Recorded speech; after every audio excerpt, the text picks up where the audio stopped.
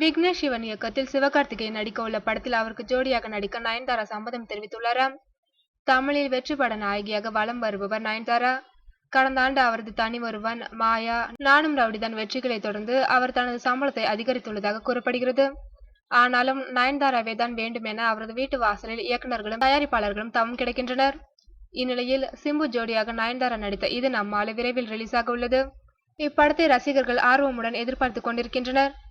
இந்நிலையில் நானும் ரவுடிதான் படத்தை அடுத்து விக்னேஷ் சிவன் இயக்கும் புதிய படத்தில் சிவகார்த்திகேயன் ஜோடியாக நயன்தாரா நடிக்க உள்ளாராம்.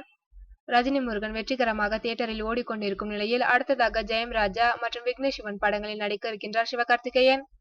இதில் முதலில் ராஜாவின் படத்தில் நடிப்பதற்கு தான் நயன்தாராவிடம் பேச்சுவார்த்தை நடத்தப்பட்டதாகவும், ஆனால் அதில் நடிப்பதற்கு அவர் மறுப்பு தெரிவித்து விட்டதாகவும் கூறப்படுகிறது. நானும் ரவுடிதான் படப்பிடிப்பின் போது விக்னேஷ் சிவனுக்கும் நயன்தாராவுக்கும் இடையே காதல் மலர்ந்ததாக கூறப்பட்டுள்ளது. அடுத்தடுத்து நடக்கும் சம்பவங்களும் அதை உறுதி செய்வது போலவே அமைந்துள்ளன.